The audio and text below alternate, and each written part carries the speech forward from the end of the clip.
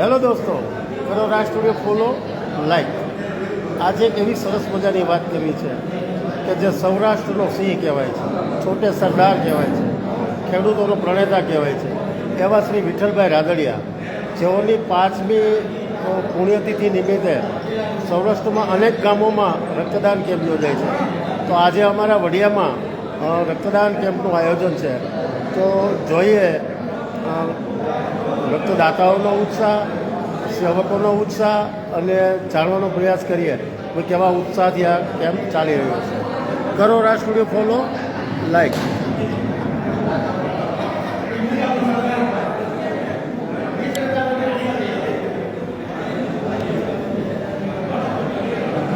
સૌરાષ્ટ્રનો સાવજ કહેવાય એવા વિઠ્ઠલભાઈ રાદડિયા,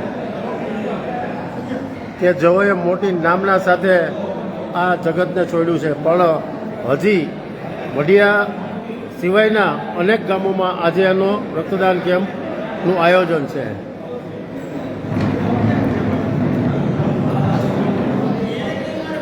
આપણે રક્તદાતાઓને મળીએ અને સેવક મિત્રોને મળીએ અને વાત કરીએ લોકો સાથે. હાલ રક્તદાન કેમ્પ ચાલુ છે, લોકો રક્તદાન કરી રહ્યા છે.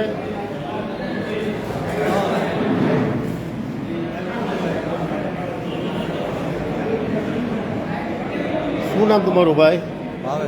ભાવેશભાઈ. રક્તદાન પહેલી વખત? ના, દર વર્ષે 1-2 વાર કરો. દર વર્ષે? અત્યાર સુધીમાં કેટલી વખત રક્તદાન કર્યું? અત્યાર સુધીમાં 12-13 વખત કરેલું. ખરેખર શુભેચ્છા ભાઈ તમને કે 12-13 વખત ભાઈએ રક્તદાન કર્યું છે.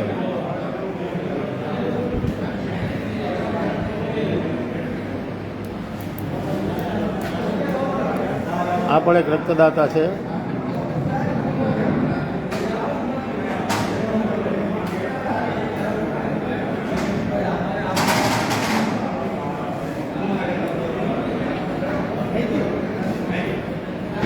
શું નામ ભાઈ તમારું? હિતેશભાઈ, કેટલા બી વખત રક્તદાન? પહેલી વાર. કેટલા વર્ષ થયા? 30.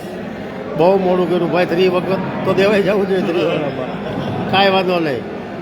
બીક નથી ને કોઈ જાતની? નહીં. તો પછી 2 કોથળી મૂકી દીધી હતી કઈ? એક જ હો. ચાલો, સરસ. અહીંયા પણ રક્તદાતા છે. સ્વામિનારાયણ સંપ્રદાયના સંતો પણ રક્તદાન કરી રહ્યા છે.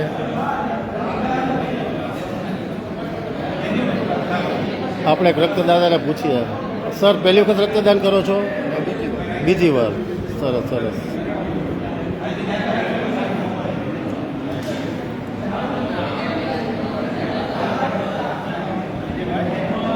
જય સ્વામિનારાયણ. શું છે, રક્તદાનનો પહેલી વખત મોકો મળ્યો છે? પહેલી વાર જ. સરસ.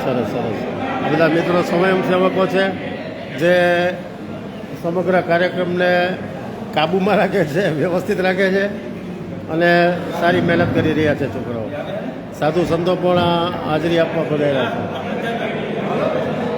અહીં પણ સ્વયંસેવકો છે, એ લોકોને પણ બતાવી દઉં.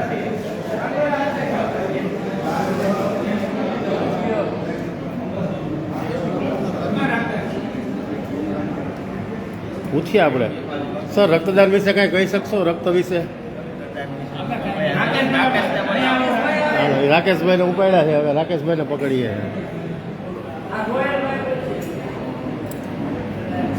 આ લોકો લાઈનમાં રક્તદાન કરવા માટે ઊભા છે મિત્રો. પ્રત્યેક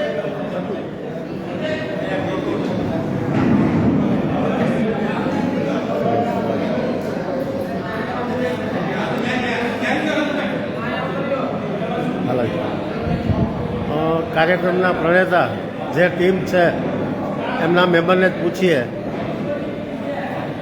સર, પહેલાં તો તમારું નામ આપો અને આ રક્તદાન કેમ્પ વિશે થોડી માહિતી આપો. મારું નામ પ્રતિક અરકાણી, વડિયાનો રહેવાસી. આપણા સૌના લોક લાડીલા ખેડૂત નેતા અને સૌરાષ્ટ્રના સિંહ એવા ગૌલોકવાસી શ્રી વિઠ્ઠલભાઈ રાદડિયાની 5મી વાર્ષિક પુણ્યતિથિ નિમિત્તે આજરોજ વડિયા ખાતે મેગા બ્લડ ડોનેશન કેમ્પનું આયોજન કરવામાં આવ્યું છે. અને ગયા વર્ષે પણ મેગા બ્લડ ડોનેશન કેમ્પનું આયોજન કરવામાં આવ્યું હતું.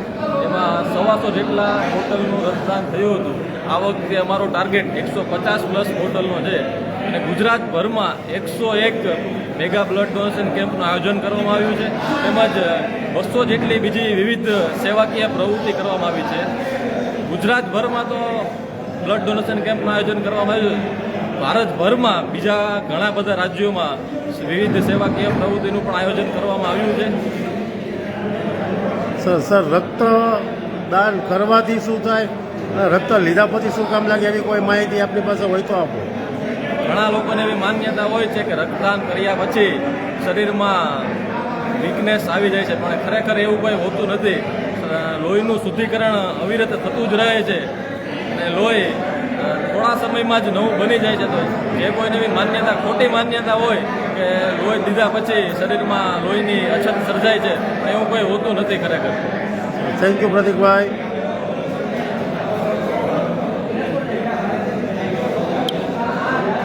મિત્રો, લોહી એટલી બધી જરૂરિયાત છે કે એનું કોઈ પ્રોડક્શન નથી થતું. એના માટે એક આપણે માનવને સહારો થઈ શકે છે. તો રક્તદાન કરો. રક્તદાન કર્યા પછી એ લોહી, હાલ થેલેસીમિયાના ઘણા દર્દીઓ જોવા મળે કે જેને જીવે ત્યાં સુધી રક્તના સહારે જ જીવવું પડે. તો એવા દર્દીને કામ લાગે છે, કોઈ પ્રસૂતાને કામ લાગે છે, કોઈ અકસ્માત ઇન્જર્ડ થયા હોય તો એને કામ લાગે છે. બીજું, હવે તો આ ટેકનોલોજી એટલી બધી આગળ નીકળી ગઈ છે કે લોહીના પણ 3 પાર્ટ કરવામાં આવે છે કે જેવા પ્રકારના ઇન્જર્ડ હોય, જેવા પ્રકારના દર્દી હોય એવા પ્રકારનું લોહી એ લોકોને આપવામાં આવે છે. તો મિત્રો, રક્તદાન કરજો. રક્તદાનથી કોઈ નુકસાની નથી. તમારા રક્તથી અનેક લોકોના જીવ બચી શકે છે. તો કરો રક્તદાન કરવાનો પ્રયાસ કરો. રાજ સ્ટુડિયો ફોલો, લાઈક. ભાઈ લાઈકમાં એક ગ્રુપ છે રક્તદાન કરવા એવું છે તો એનો એક વિડીયો કરી લઈ. આ મિત્રો બધા તમારી ટીમ જ છે ને?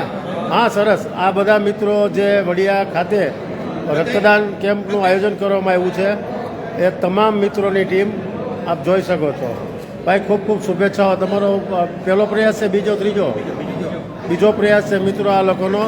અને તમામ ગામે એ લોકો એવું આહવાન કરે છે કે ભાઈ આ દિવસે એ વિઠ્ઠલભાઈ રાદડિયા, સૌરાષ્ટ્રનો સિંહ, એનું નામ રોશન કરવામાં અને એ બાને એક રક્ત એકઠું થઈ શકે એવું તમામ ગામ લોકોને આહવાન કરે છે આ મિત્રો.